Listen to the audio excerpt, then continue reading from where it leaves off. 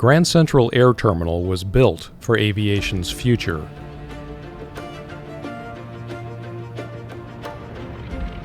But aviation kept moving.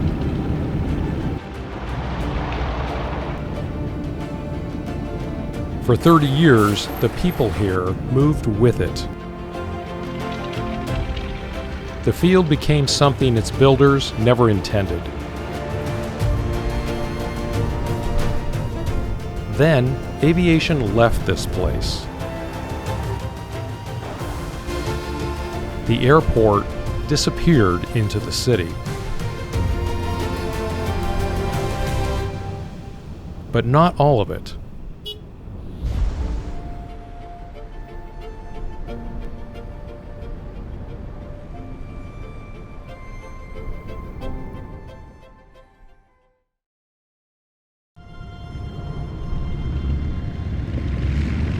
How do you build Southern California's airport of the future?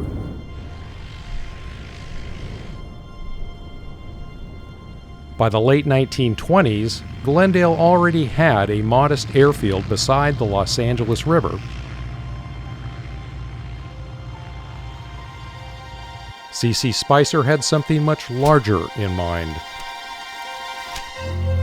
An attorney, petroleum executive, and investor, Spicer moved among the people shaping Southern California aviation. He assembled a group of investors willing to back a much larger vision of the airfield. They expanded the property, laid a concrete runway, and commissioned a passenger terminal meant to serve Los Angeles. Architect Henry L. Gogarty designed the new terminal in the Spanish colonial style.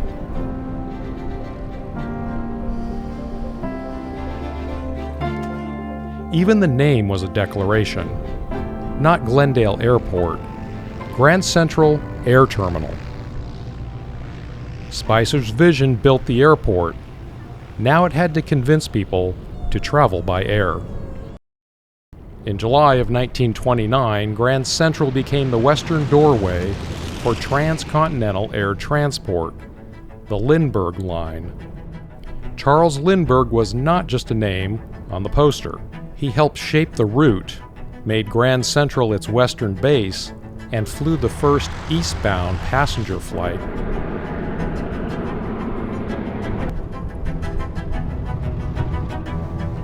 Passengers flew by day. At night, they continued by Pullman train. Los Angeles to New York in roughly 2 days.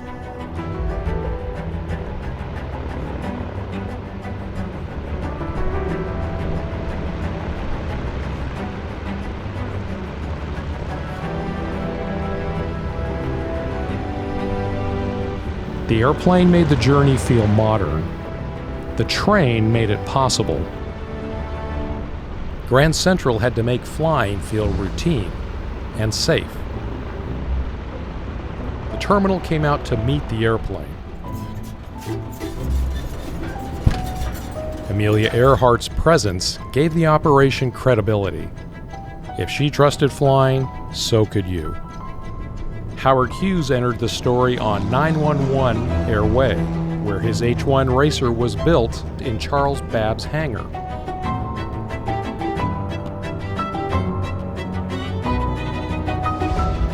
In 1935, the H-1, with Hughes piloting, set a world land plane speed record.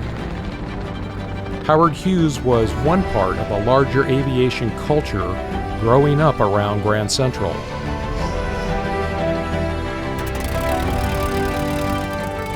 Grand Central helped show Southern California what a modern airport could be. But Grand Central was not alone. Another nearby air terminal was building its own version of the future.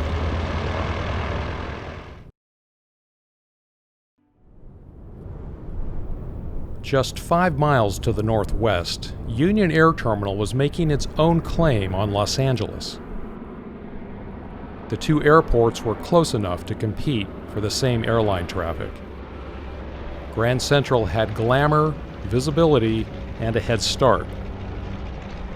What it didn't have was room to grow.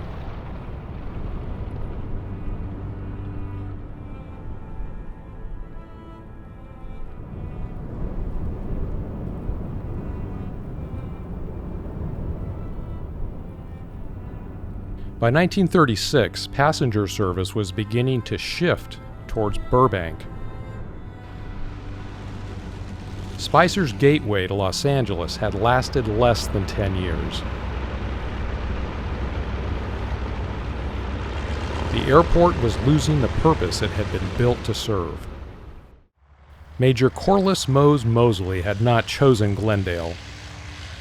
The Curtiss Airport Corporation sent him to run the field after purchasing it from Spicer's investment group in 1929. He understood aviation from several perspectives: military flying, airlines, manufacturing, training. As passenger traffic faded, Mosley saw another future for Grand Central. In 1939, the Army Air Corps contracted with his Grand Central Flying School to train aviation cadets. The program quickly expanded beyond Glendale. Mosley had found a new role for Grand Central. Then came Pearl Harbor.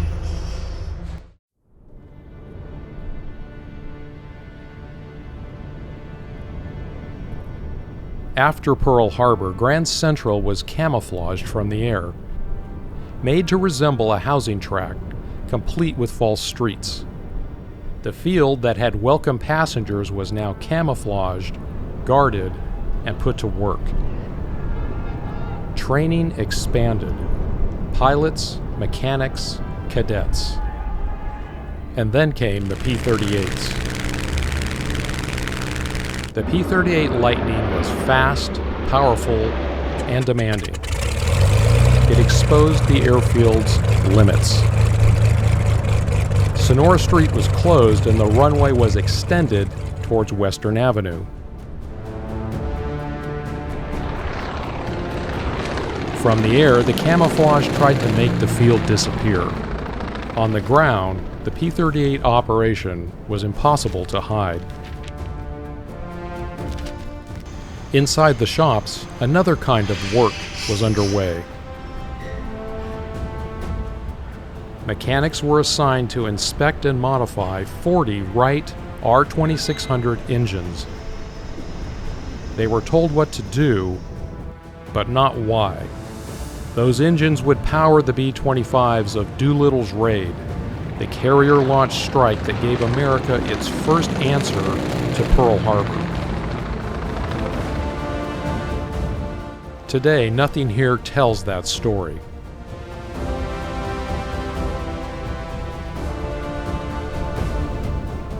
Grand Central had answered the call. In 1944, Mosley's Cal Aero organization purchased the airport from Curtiss Wright. The operator had become the owner. But after the war, aviation did not return to the world this field was built for. After the war, Mosley had the field, the shops, and an aviation workforce. But the airline world Grand Central had been built for was gone. I'm walking on what used to be the runway. Grand Central Avenue aligns almost exactly with the center line. The geometry of the airfield is still here, if you know what to look for. After the war, field continued to find work. Aircraft maintenance, engine overhauls, training programs. It wasn't finished. It just wasn't the front door to Los Angeles anymore. The airlines had moved on. Burbank had more room. Mines Field was becoming Los Angeles International, the future. And this piece of ground, which had already given everything it had, was running out of reasons to stay an airfield.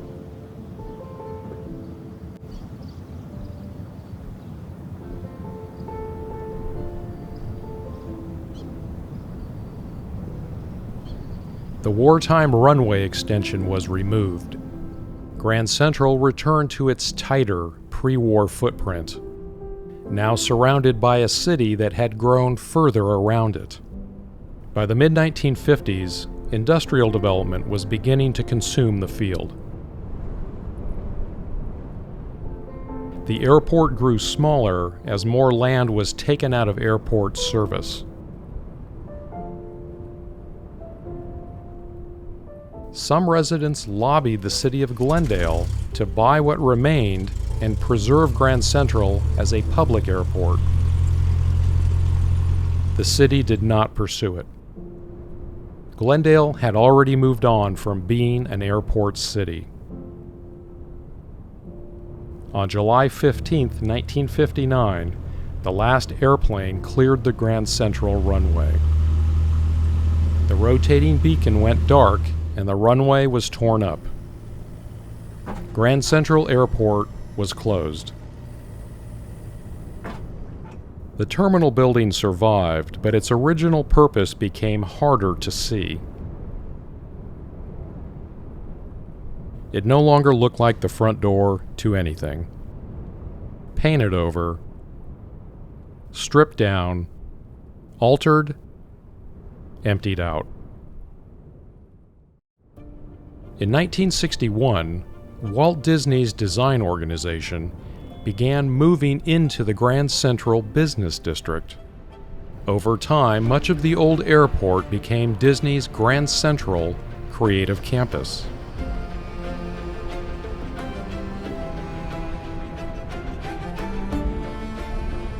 Then, between 2012 and 2015, Disney restored the terminal to its original 1929 appearance.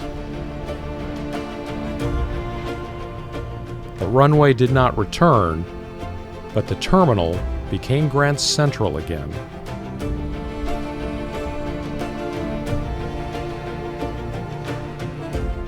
High on the tower, four-winged pilots, propellers in hand, faced the points of the compass. They have stood there since 1929, when Grand Central was built on a bet that aviation's future would come through this place. For a time, it did. Then the future moved on. The airport disappeared. The terminal remained.